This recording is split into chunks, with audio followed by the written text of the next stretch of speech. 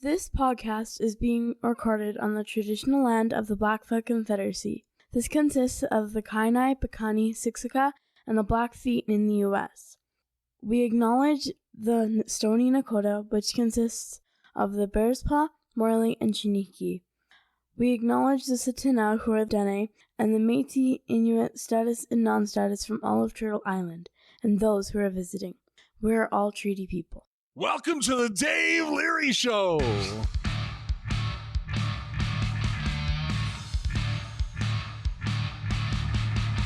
Welcome to the Voices in Recovery podcast, brought to you by Freedom's Path Recovery Society in Calgary, Alberta, Canada. Thank you for tuning in. Please remember that these opinions that are shared are those of the individuals and not of any agency, organization, or other entity, unless otherwise specified.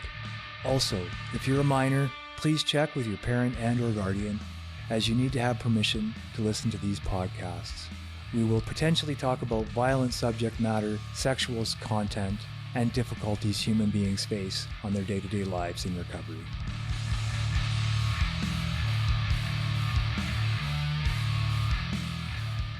Okay, well, welcome. Tonight we have a friend of mine, a fellow I don't know enough about, but hopefully after tonight I will. Kasey, thanks for coming in, man. Yeah. Right on. Dude, take it away. Tell us about yourself. Okay. I'm Kasey. I'm an alcoholic. Nice. And all right. Hey, Drug buddy. addict as well. Extraordinaire. I don't know. I guess it starts off. I was born here in early 90s. And life seemed to be going good at first, you know. I come from a good family, you know, loving, caring individuals. And, you know, just over time, I just started feeling like I was like disconnected. I wasn't really fitting in anywhere, going through elementary school and go through these big school systems, through the public, Catholic schooling systems here. And I always felt like I never belonged, or, you know, I could never make friends. And so I'd always start acting out. Yeah. And I would always just do stuff just, you know, for the fun of it. And then it just started becoming almost a cry for help. Like, hey, there's something that's not there that should be there, but, you know, and I'm super young and I'm just like, what is this? And then I ended up moving out to BC when I was 13. And a smaller school system. So I was out in Chase, and there was like 250 students in my whole school. So it's like everybody knew everybody. And my auntie out in BC she found out that I had a knack for more music and wanting to learn how to play guitar. My cousin would come home every weekend, and I would play his guitar. And my auntie was like, you know what? Let's get this guy a guitar. So one day she tells me, hey, go clean your room. And I'm just all like, but my room's clean. She's like, go clean your room. And I was like, it's already clean. So I go downstairs and there's a guitar right there. And then I almost broke her back because I give bear hugs. Right on. So after that, I was on that thing 24/7. I would be learning all these different songs, licks, tricks, techniques, and everything. And I'd play for hours and hours and hours. And being on a reserve, it's either utilize your time or waste your time. Yeah. So I finally found an outlet that centered me and grounded me. So I would play, and then I started playing in these Aboriginal youth conferences, like gathering our voices out in BC. So there's these organizations where we take all of these Aboriginal students from different schools around BC, and we bring them all together in one city for a huge, kind of like a festival, like a ceremony. Yeah.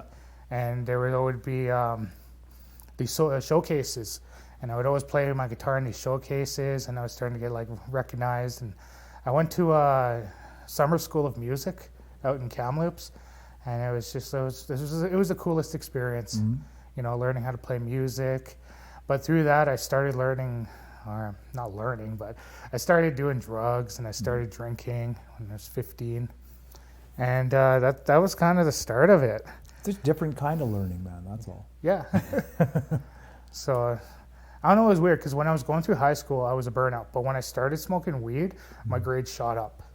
Like I started getting A's and B's. I was just like, I would get high and then go to class, and then I would just focus. And it was weird. Like, it was cool. I thought it was cool at the time because I'm like, I'm getting A's and B's coming from like D's and F's.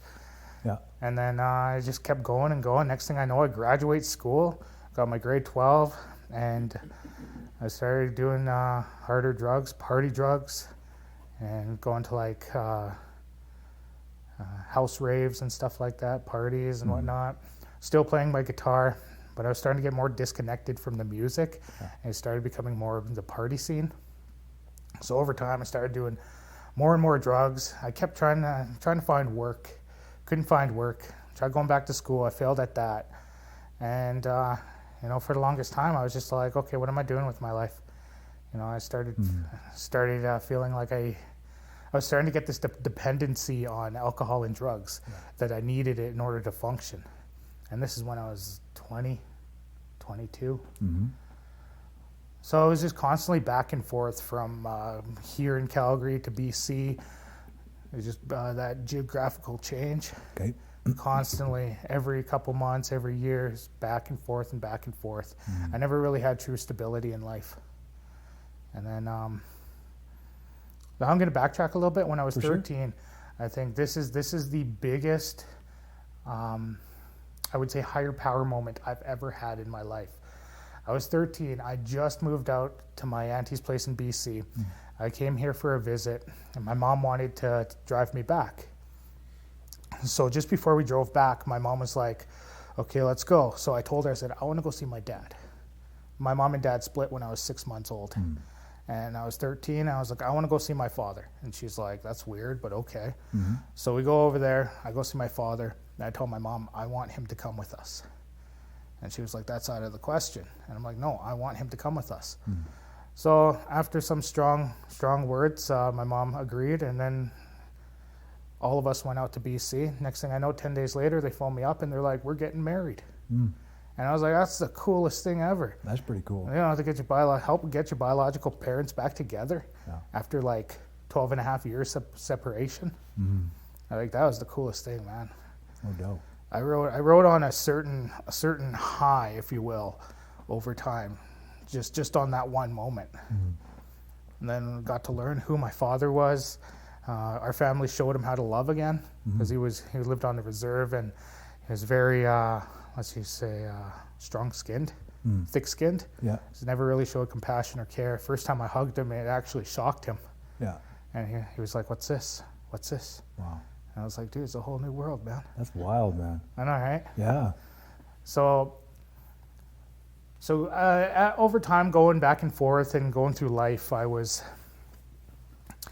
kept doing more and more drugs, and I kept always trying to find myself through the drug use. I always tried to get closer to this higher power, God, if you will. Yeah. And I always felt like, okay, if I take another hit, I'll get there, the ascension and all this and that. And it was, looking back on that, I'm just all like, what in order? So. Well said. So finally, 21, I moved back here.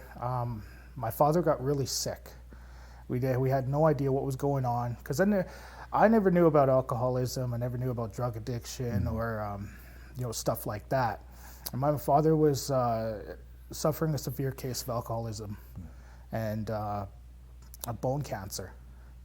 So he kept showing these symptoms and signs that he's very sick, but we didn't know. By the time we get him into the hospital, it was a little kind of too late. So that was the first major passing in my family that affected me. Yeah. And that was really hard. I went into a downward spiral after that for a couple of years, actually. I'd do anything to numb the pain. We used to have a Dr. Feelgood. You just give him a list of medications and he gives them to you. And so I was always stacked with medication. So that's what I would take. Like, I would take handfuls and handfuls of pills because I didn't want to feel my feelings anymore. Because I'm like, I got this father figure who I've been searching for my whole life, who finally comes back in my life, and he's in my life for such a short time. And now he's gone.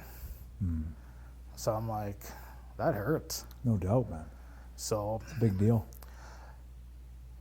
my whole family, like that affected my whole family, because everybody loved my father and vice versa. Yeah. And so my mom started drinking heavily. Family members all went into like a Great Depression, and I myself, I didn't know how to cope, so I hightailed it back to BC.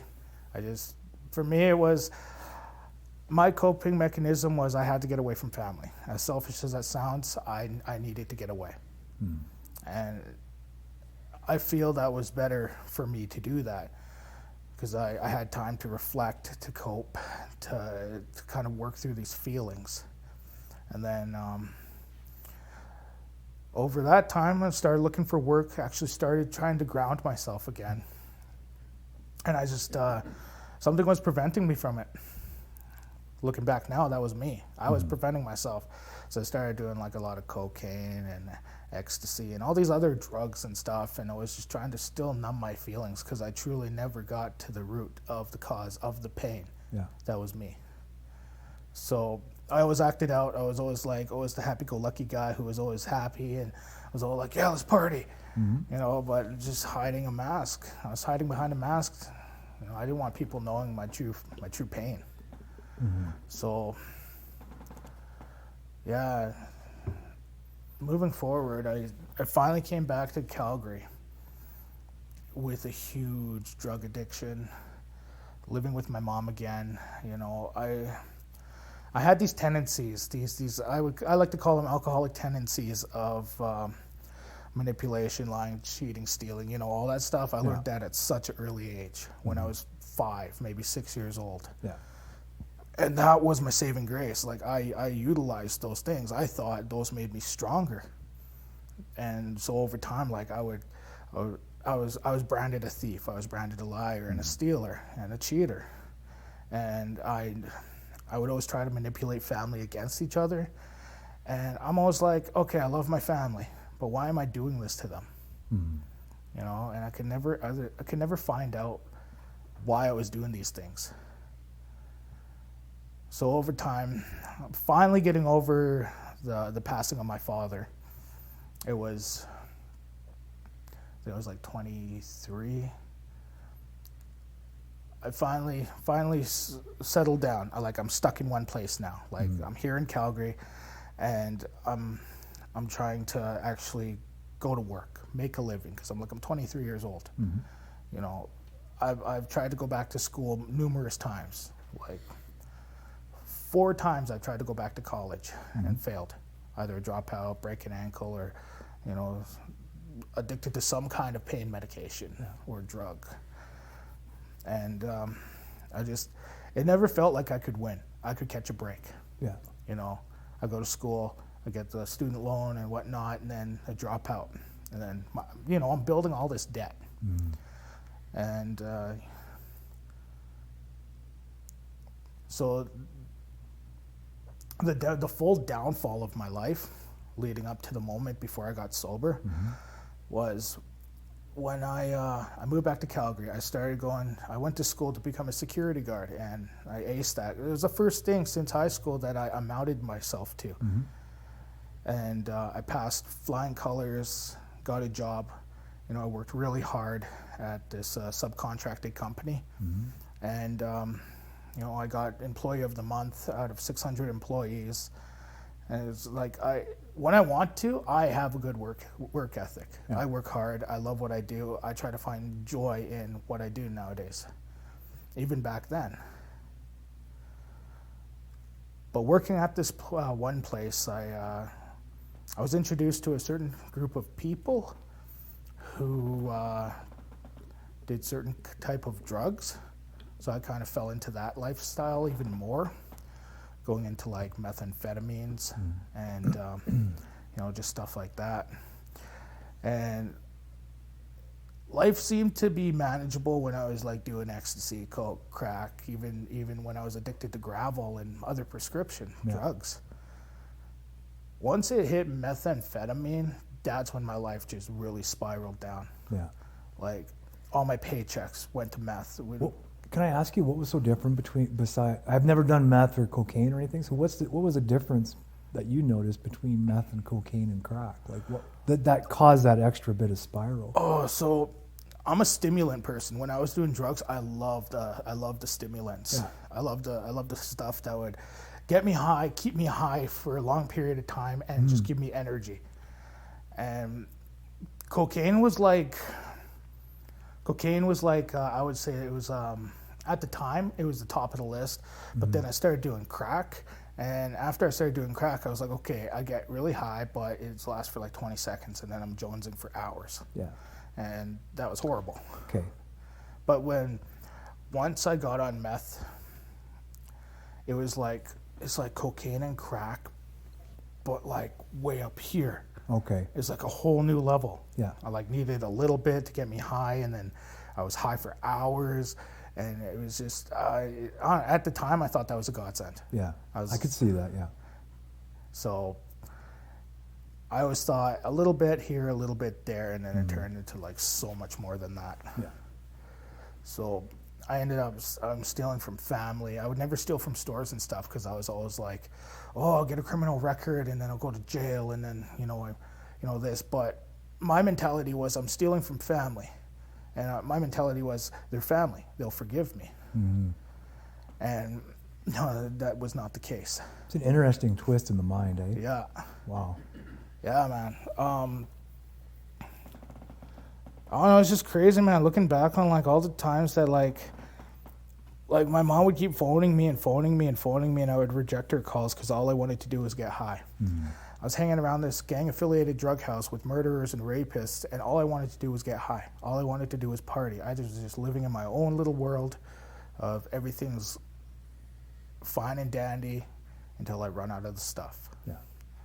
So I just got to a point where all these little things led up to this spiral down. But the tipping point was I was on one. This is when I was 25. So I turned 25 in October. And then during the winter time, this is when I really, really, really started getting into a very, very, very dark mind frame.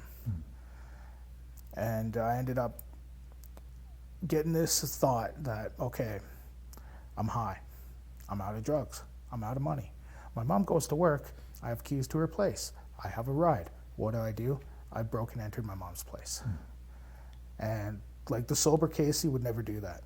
Like I would never even think of that. Yeah. But, I did that. And when all the drugs were gone, when the money was gone after that, when I finally came to and realized what I did, that was the worst thing of my life. Yeah. The worst thing. The one lady who's always been there for me through thick and thin, what I did to her is unforgivable. The fact that she forgave me and she's still a part of my life is like I can't believe that. Something about it, eh? Yeah. So I ended up calling the cops on myself. And so I'm going to backtrack just a little bit. Of course, man. So a couple days before that, when I was all like deep into this this bender, I'm coming back from the mall and I'm dancing because I'm high and I'm in my own little world and I'm just dancing down the street and this old guy's like, "You're effing high, I'm calling the cops." And I turn around and I'm like, "I love you too, sir." And then so I'm dancing down the street and I'm just like all in my own little drug-addled mind, and then the cops show up.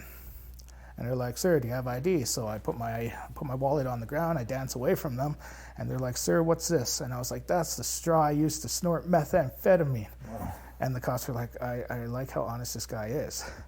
Anyways, long story short, I end up in the Peter Lougheed and I'm detoxing, and I was a huge conspiracy theorist. That fed into that dark part of what I was becoming, because I was so stuck in fear that like the end of the world, aliens, Nibiru, all these crazy things that fed into my insanity. That these things, like I was running from myself. I was using these things as an escape to run away from who I am. So I was losing sight of who I was. I was losing my family and all of these things. So once I get out from the detoxing at the hospital, what do? I go back to doing drugs. Mm-hmm. First thing I do, go back doing drugs, and then all this happens with my mom. Yeah. And then fast track a couple days later, I come to and I realize, what did I do? Mm-hmm. So I call the cops on myself and I meet them and I'm like, I'm arguing with the cops to take me to jail. I'm like, you got to take me to jail. I got to pay for what I did. And they're like, we got no charges on you, man. We can't do that. Yeah. And I'm like fighting with the cops to take me in. So they take me to Alpha House and I'm sitting there and I'm like, I'm done. Like, yeah. I'm ready for change. And mind you, I've never heard of treatment, never heard of detox, nothing. So I go to the staff there and I'm like, I need help. I want the help. Whatever help you got, I need it. Mm-hmm. And I don't know if they were really busy, but they kept telling me, come back in 15 minutes. So I kept doing that. Come back in 15 minutes. And I come back in 15 minutes. So for a day and a half, it felt like I was getting nowhere there. Mm-hmm. So I call my buddy and he's like, your mom told me everything. I know what's going on. And I'm like, dude, I just need help. So he offered me to stay at his place. He got me to Renfrew that next morning.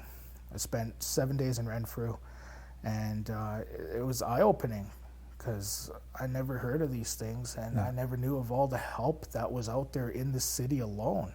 Yeah. So I'm looking at these brochures for treatment centers, and I'm like, okay. So I'm like, okay, what's the longest one? Because I knew for a fact I can't do a day program. Yeah. I needed something. So I'm looking through these brochures, and then I'm looking at like Fresh Start and the Dream Center in 1835 and Simon House, and we had people come in from these facilities to come and share their story, what happened, what it's like, and what it's like now. And the biggest one that impacted me was Simon House.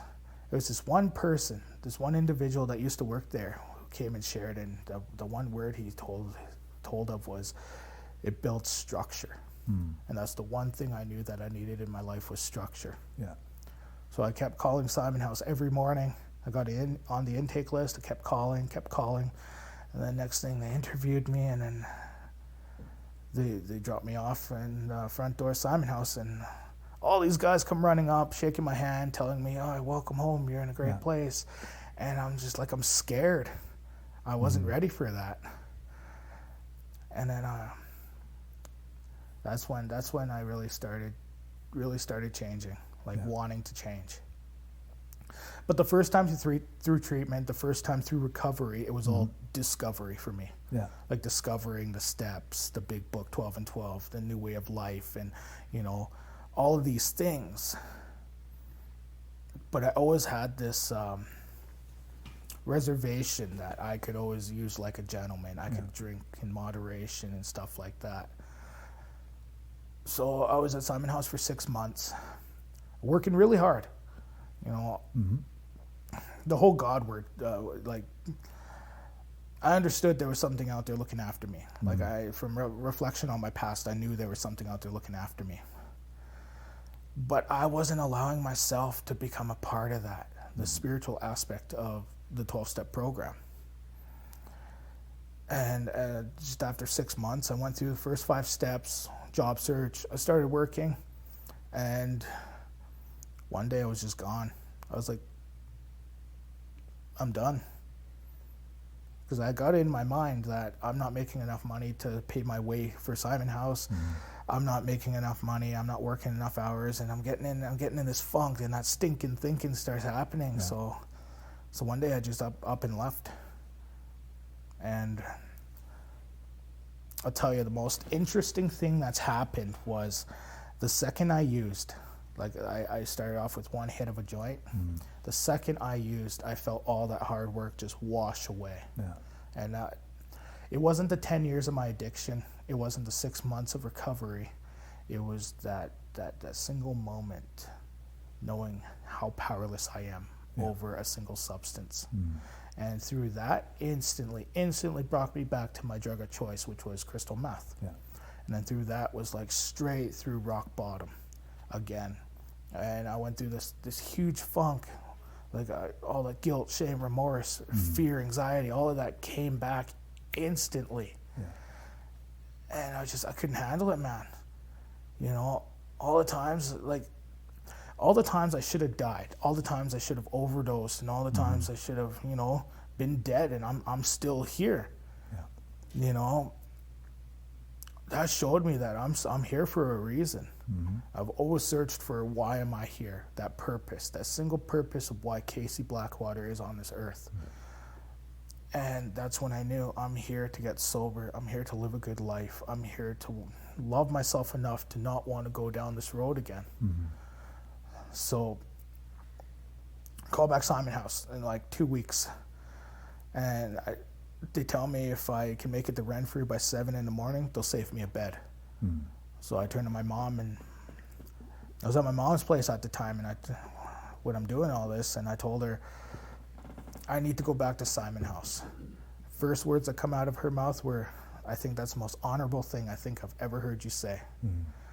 And then back I am in Renfrew for a week, back at Simon House, but this time it was real, because I fully surrendered. Yeah.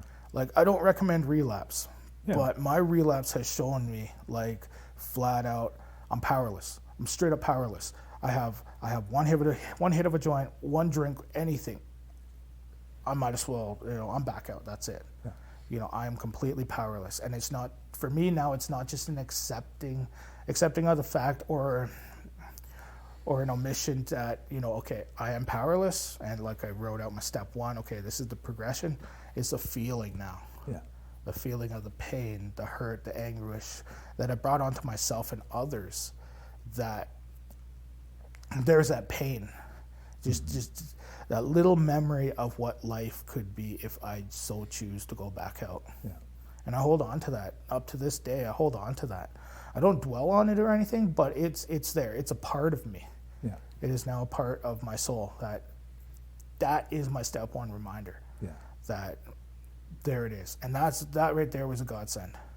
Because through that, I healed so much the second time through. Yeah. I gave everything to Simon House, to the 12 steps of Alcoholics Anonymous. And I worked so hard every day, go to meetings, ask for guidance, you know, learning how I could grow, how I could work through these steps, utilize the words of the rooms, the wisdom of the book, and just, you know, my peer. You know, my buddy here, Daniel, he's been with me since the beginning. Yeah. You know. Cool. I met him in early recovery, and we became best friends. Right on. It's good to have good friends. Yeah, it's awesome, man. We live together, and it's just, life is amazing now. Right on. But in order for me to do that, I needed to do the work. Yeah. I needed to have faith, and not just in God, but in myself as well. So I'm going through the steps, and I'm going through all of this again. A part of me in the early days were like, oh man, I got to do this again. So I had to do the 12-week group process twice in 1 year. Yeah. And that was a little daunting at first, but all those feelings went away, eased like really fast. Once I got right back into it, and I worked hard, man. I worked so hard second time, because I was like, I'm not doing this to myself again. I don't want to be someone who keeps like a revolving door, in and out and in and out, relapsing, coming back, relapsing, coming back. I didn't want to be one of those people. I wanted my life back. Yeah. You know? So I'm going through these steps. I'm learning about this higher power, this God of my own understanding. And the coolest thing was, as we understood him in step 3, I was all like, I can cultivate and mold this power greater than myself to work for me. So I started really going on that, and like building a conscious contact and a relationship with my God. Yeah. And then going through my 4 and 5, where I'm making that moral inventory and then sharing it with someone else, myself and God, you know, really opened my eyes, you know, really solidified the fact that I've had these alcoholic tendencies when I was young. Those were my defense mechanisms. But now I got to learn how to have healthy mechanisms in order to live life to its fullest. So afterwards, like, I'm starting to get my life back, and I'm starting to feel happy again and genuine, and I'm starting to pull off these masks and actually show people who I really am. And the result was amazing. I thought people would like alienate me or, you know, just like run away. Finds out like I can make friends easily now. Like, I just be myself. Yeah. And that's pretty cool, man. Makes everything easier. Right. Yeah. So I get a job. I go back to work where I was working when I first went through Simon House. They welcomed me back with open arms, and I made amends to them, and I told them, you know, this is for real this time. Like, this was a life-changing moment of my life. And I went from there to work at Co-op, and I worked at Co-op as a gas jockey, a cashier, and a supervisor for 2.5 years, moving up the ranks. And that really got me out of myself. You know, being a gas jockey, asking people, hey, how you doing? You know, what can I get for you? You know, would you like an extreme car wash? You know, stuff like that. And I started learning that, like, I want people leaving this place feeling better than when they came in. Yeah. So every day, that was my goal, to help people have a great day. Cool. And it's, I mean, management were always like getting compliments from customers about me and all this and that, and I'm just like, okay, now that right there is starting to feed my ego. So I'm like, accept that it is what it is, enjoy it, and let it go. You know, another healthy mechanism I use nowadays is I don't hold on to compliments for years and years and years. You know, and all these things are just so freeing now. Yeah. It's very cool. So I'm still living at the Simon House. I'm going through their transitional program, the after treatment. They got phase 1, which is active treatment, phase 2, which is on-site transitional, and then off-site transitional, which is phase 3. And so I'm living in phase 2. I'm working. I start working on my amends, working on the list, really giving myself to this program. Yeah. And one of my amends was financial amends. So I'm phoning and I'm looking and I'm trying to get a guesstimation of how much money I owed to the government and collections. And I found out I owed like $15,000. Yeah. And to me, someone who was working on minimum wage, I was like, that's a lot of money. It's a lot of money anyway, but yeah. Yeah. So I'm talking to my higher power, and I'm just like, okay, can you please help me with this? Like, what am I to do? Please show me some guidance that I may work through this and come out of it a stronger person. And then the answer dawned on me. Like, I did my taxes. I didn't do my taxes for 4 years, finally do them, and I get like $7,000 back. And I'm like, okay. So I put $6,000 on my debt. I took $1,000 because I wanted to buy a new guitar. Yeah. And so I bought a new guitar with a new amp. And so from there, I just kept chipping away at my debt. Every paycheck, just chipping away at my debt, paying my program fees to the house, and you know, just maintaining things. You know, kind of living life as a normal human being. Yeah. So over time, you know, I get these. I'll pay off another debt, and I'll pay off another debt, and then I'll get like a vacation pay of like $1,000. Boom, on another debt. So my biggest goal was to try to see if I can get this down as fast as I can. And it took 2 years, but I finally got that. Finally, according to the government, according to the CRA, I am debt free. Nice. Yeah, I applied for a credit card about a year ago, and I used it responsibly. And then just a couple months ago, they told me, okay, so we're going to send you a new card. You're on an unsecured card now. Your credit's looking good. And I look at my credit score. I'm like, I don't believe this. Like, a part of me just cannot believe the fact that, like, I'm out of debt. Mm-hmm. I have a good job, that I have good credit. Yeah. Like these direct result of doing the work, of having faith. Yeah. And like I'm like, I was stunned. Mm-hmm. I was shocked. I was like how does this work? Like how did this happen? Yeah. And the sponsor's like, you do the work shows. That's for sure. Yeah. So I'm about 2 years sober. And you know when they say, okay, in the program they say don't date within your first year? Yep. Some people say that. Yeah, right, some people. Right. I waited 2.5 years.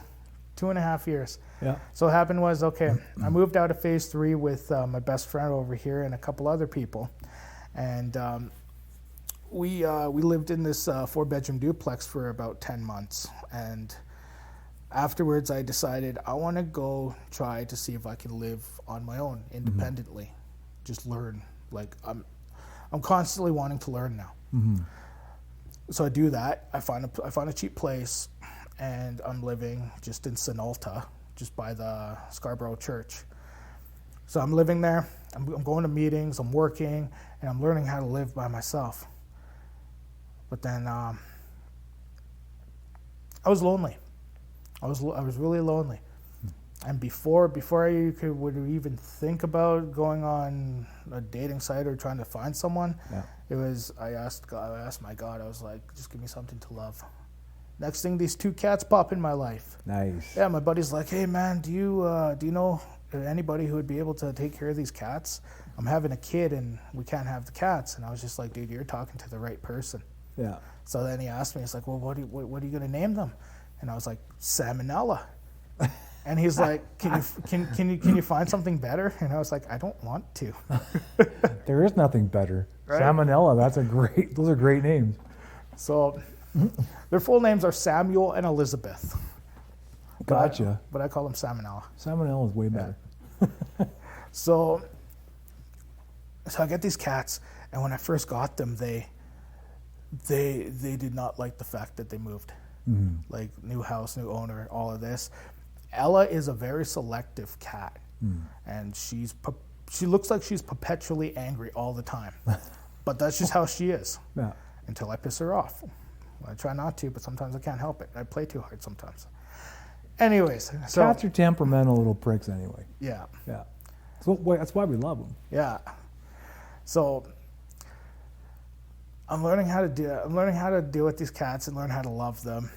And over time, I think it was Christmas Day that Ella started warming up to me. Sam was always like, you feed me, you pet me, you leave me on the ground, I will love you. And I was like, okay, cool. Yeah. Ella, she was always like super, super pissed. Till one day she just like, Christmas Day, it was like a Christmas present. It was so cool. She jumps on my lap and then she's like purring and all this. And I'm like, oh my goodness. That's crazy. Yeah. So that's a good feeling. I really learned to love these cats. Mm-hmm. So I get into this relationship. So finally I was like, you know what? It's 2.5 years. I got a good job, I'm working on all these things, and I was like, well, maybe I'll try to work on a relationship, date casually. Yeah. So I find someone, I start dating. But this certain individual was, let's just say, it got too serious too quick. And that kind of scared me off. Fair enough. And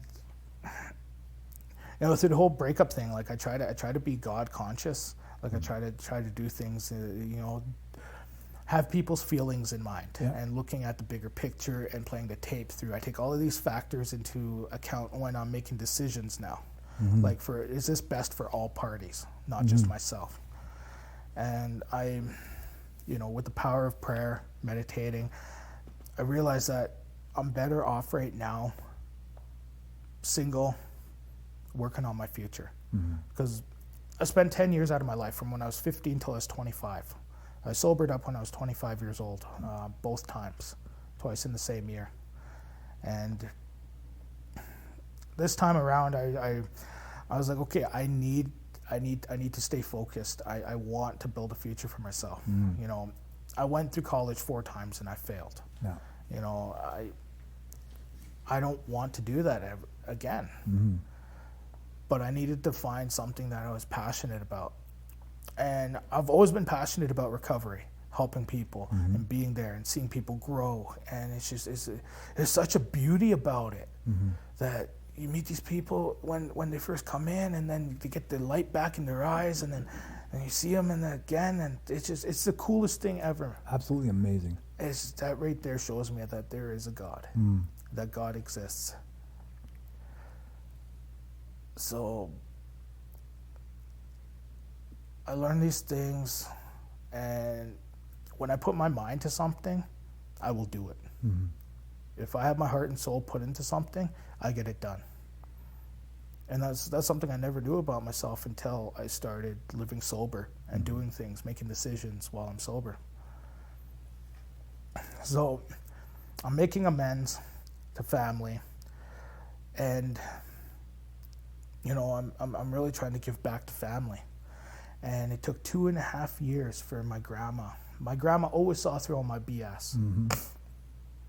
My grandma was, she was actually one of the co-founders of the original Sunrise treatment. Oh, wow. Way back in the day. Very cool. Yeah, Man. she was a prison guard. She did a lot of things in mental health and other things. What was your grandma's name? Emerald. She went by a different name back then. I don't think I'm at liberty to discuss that. Oh, okay, yeah, that's cool. But that's cool, man. Yeah, I know my mom told me these things, and then I had some talks with my grandma. But she always saw through all of my BS, all of it. So whenever I was in my using days and you know my active addiction, she always kept me at bay. And there is a perfectly good reason for that. You know, I see that now. I was a poop disturber. You know, it took 2.5 years, and then she finally told me one day that she loves me, and that was huge. No doubt. And I talked to my mom after, and she's all like, "It took some time, but she's really, you know, she's opening up to you." And I was like, "That's the coolest thing ever," you know. And just all these little blessings in my life now. I got way too many blessings. I can't count them. Yeah. Someone ever tells me count your blessings? I can't. Yeah. I can't. It's That's a pretty good problem to have. yeah, right? First world problems. Wow. That's just good problems to have. Yeah, that's true. Yeah. So, let's see. I was a couple years in, you know, was in a relationship, broke up, focused on my future. I went from co-op to a break shop. My buddy was like, "Hey, man, we're looking for people. Maybe come try this out." So I'm like, "Okay, cool." So I go work at this break shop for industrial stuff like semi trucks and trailers and stuff. Yeah. So I'm working there for 6 months, and it was awesome. It was fun. It was informative. I learned stuff. But so like I said, I work really hard. And even there, I worked so hard, like 10-hour days. I was like, okay, let's do this. Yeah. You know, and I always try to have fun when I'm working. I always, you know, have a good attitude. And so before, like, they wanted to give me an apprenticeship to be a heavy-duty mechanic. Yeah. And my thoughts were, okay, that's cool. But what does Kasey want to do? I was like, what? Do I see myself being happy going through this? And I'm looking around, and there's some gentlemen there who are older, and they look like they're not really having the best time. And I'm like, this is not what I want to do in life. This was fun. I learned a lot. But in the end, this is not what I want to do. So I went back to co-op, and I kind of went soul searching. Like, what does Kasey really want to do? And then it dawned on me, like, I want to help people, like, in addictions, and just, I want to be a part of people's lives, be a part of the solution. So I told myself, I'm going back to school. So I enrolled in addiction studies program at Bow Valley, Okay. the Aboriginal focus. Yeah. And that starts in September. I got to do a little more research because of the whole pandemic that's happening. Like if it's going to be online or not, if I'm going to wait a year, I don't know. So I'm still talking to God on that one to kind of get some clarity. But I'm enrolled in school. I got a job at Simon House. It's pretty awesome, man. And it doesn't even feel like work. Like I work hard, I do what I do. You know, I try to be a part of the solution and help the company grow, because that Simon House has helped me get my life back. Yeah. And it's the least I can do to give back. You know, I see guys come in. I see guys get that shine back in their eyes, and then they work hard, and you know, just to be there and to be a helpful aid in their recovery. That right there is the coolest thing in the world for me. No doubt, man. It's very You cool. know, every day I come to work and it's just like I'm home. Simon House is my home. Yeah. And so like I'm going back to school. I'm trying to build towards a future. You know, I'm going to be 4 years sober in July. Oh, congrats, man. And it's, you know, the way I see it now is, you know, getting another year is a direct result of doing the work. That's exactly what it is. You know, just Yeah, it is. like all these things happened because I did the work, because I had faith. I reached out and I did not give up. Nothing today, not a pandemic, not social isolation, none of this. I'm not going to say I'm never going to go back out. Yeah. It's probably wise. But all this stuff, like when it first happened, I went sideways myself. But I got sick. I got the flu, a cold or a flu. I called 811 and they're like, well, you don't have COVID. I was like, okay, that's cool. So I had to stay home for 10 days. And I utilized that time to just get closer to my Creator. Yeah. And I came out a stronger person. I came out with peace of mind. And like, nothing happens in God's world by mistake. And it says it in the big book. And to me, that's truth. Yeah. You know, for me, if there's a God or if there's not a God, I'd rather go through life now believing there's a God, even if there's not a God, just because the power of God in my life is huge. Life-changing, dude. Exactly. Yeah. So I'd rather do this. I'd rather stay a part of the solution rather than the problem. Yeah. And it's just, life's good now, man. Cool. I mean, it's a little daunting. I'm going to be 30 this year. Oh, are you? Yeah, Oh, you still a young puppy. I know, right? I don't know, I find it funny. People are like, you're like 20? I'm like, no, dude, I'm 29, dog. And they're like, what? And we got guys at the house. We get new guys, and they're like, how sober are you? I'm like, well, technically it's one day at a time, but I tell them I'll have 4 years, and they're like, what? And I'm like, just have faith, man. Do some work, you know. And don't pick up. Exactly. Yeah. That's huge. Cool, brother. Well, I mean, you're a weird dude, so I can start seeing why you're weird, I guess. Yeah. I like weird, though, so that's not a criticism. That's a compliment. Nice. Yeah. My favorite people are weird, so. And I recognize, having said that I, too, am weird. That's also part of the problem, I guess. Hey, you just keep it to yourself over there, as he's nodding away. Yeah. So, dude, I really thank you for coming tonight. Is there anything else you want to talk about, dude? So sometimes I ask this, sometimes I forget to ask it, but if there was somebody out there maybe that you were speaking to, what would you tell them?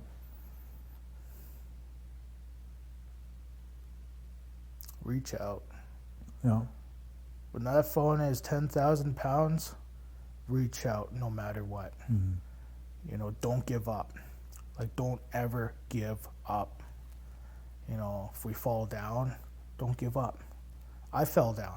I didn't give up. You know, I turned pain into power. You know, so I can help people. Yeah. And it's just, the biggest thing was, I have trust and faith in myself now. But that all stemmed from not giving up. Yeah. and always looking for this, like the solution, trying to be solution based. Right on. Well, and what happens when we don't give up is we become resilient, right? Yep.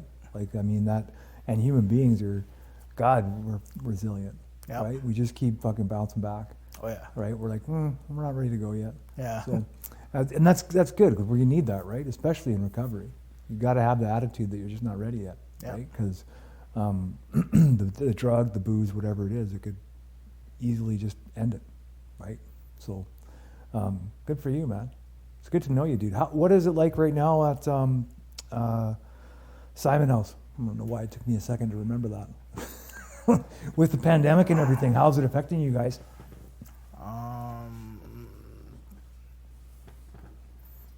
With some things, it's like kind of not really halted, but it's slowed down. Yeah. But the place as a whole, we're Because you're still taking guys, right? constantly adapting. Yeah. Yeah, but it's all for the greater good. It's just adapting, man. Yeah. And you're still taking in new guys, right? During this time? There is a procedure that's put in place that I do what I can. We have been seeing new faces, and it's just it's fun. It's nice. I'm grateful you guys are there taking new people, man. It's good. Because otherwise, lots of people will be dying, right? Yeah. Yeah. Lots more people, I guess. Yeah, it's like I pray for these people. This is not a fun time. No. Very fucking difficult. No, that's why, like, I try to do my part. If I go to a grocery store, you know, like, if you ask Daniel, like, I'm always happy. Like, 99% of the time, I'm like happy, but that's genuine. Yeah. And I go to the grocery store and I'm like busting it with a smile. And I'm just like dancing to the music, you know, just doing me, you know, because I'm weird, I'm crazy, you know, I'm always going to be this. Yeah. And that's the way it is. You know, I'm always going to be who I am. People call me weird, people call me crazy, whatever. Those are compliments anyway, right? Yeah, man. The way they mean them is complimentary. Yeah. So, like, on certain times like this, you know, just trying to be the change I want to see in the world helps a lot. Yeah. Like, if I can help one person change their thoughts and actions over to a happier moment, then my job's done. Yeah. Like, you know, just try to help. Try to be of service. Fucking A, man. Those are pretty good words to end on right there. What time are we at? 50 minutes. 50? Nice, dude. Nice. Do you have anything else you want to talk about? Thanks for the final thoughts there. That was I appreciate those. Yeah. Oh, final. So I think you already gave me some too, just in case you were trying to think of new ones. I You think gave final thoughts, and then I started talking again because that's what I fucking do. it's cool. I don't know, man. Just for me, it's just always looking to grow. Always looking to expand on who I am. You know, I had a couple weeks ago. I had something happen at work where it drove me a little sideways. But after my days off, I realized that maybe this is something that it's an area of growth, of certain behaviors, how to deal with behaviors and certain personalities. Yeah. So my supervisor at work is amazing. This lady is amazing. Like, my management at work is like phenomenal. Like, cool. I've never worked at a place where the management and our teammates and everyone is just like, we're like a family. Like, we're always there for each other. That's awesome. And it's just like, I get all these courses, these online courses through work, and sometimes it's like I can't believe that, like, I'm getting paid through training. And it, like, that's the way I see it, is I'm getting paid through training, through learning experiences. And I've had experiences where something happens and I just read about it like not even a week ago. So, like, I'm better apt to deal with this. Yeah. And it's the coolest thing. Isn't it cool, man? Once you open your mind to stuff, shit starts happening and you're like, holy crap. Yeah. Like there is like synchronicity. There is this stuff out there, hey? Yeah. Like the unseen world just kind of working together. Yeah. Yeah, it's pretty fucking cool. Yeah. Thanks a lot for coming on, Kasey. Yeah, man. And one of the things that stands out to me is that I'm glad I was right about you. You're just one of those dudes, man. Like I could picture you being happy 99% of the time, right? Like even though I didn't know you very well, Yeah. like I'm still just getting to know you, but easily as you're talking, I'm like, yeah, that's exactly what I see, right? Every time I've heard you talk, every time I see a post, I'm just like, yeah, this is a guy who is literally making life good, right? Trying to make life good for himself and for others, and that by being positive and like joking around a lot and just being like light, I guess. Yeah. Right? Because we were talking about it before you guys got here. Like sometimes we just take ourselves too fucking seriously. Right? Was that you? That was you and me. Yeah. And there's just no need for it. No. Right? Like we're all going to the same place, man. Yeah. Like we're all going to the same place when it's all said and done. So might as well do our best while we're here. Yeah. You know, and that's awesome. I love seeing that. I appreciate that about you. Thanks. Yeah, man. And thanks for what you do at Simonel's. We need that shit going on right now. Or, well, as you very well know, if we didn't have those places, lots more people would be dead. Oh, yeah. Right? So thank you for what you do. Yeah, thank you. Yeah, man. You're welcome. Thank you for tuning in this week to the Voices in Recovery podcast. Please stay tuned every Wednesday as we air another episode. Thank you for your time. And please, if you're in trouble, reach out.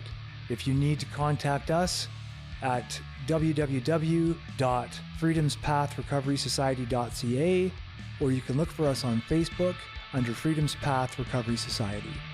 Thank you again for tuning in. Please stay tuned for upcoming groups, activities, and podcasts.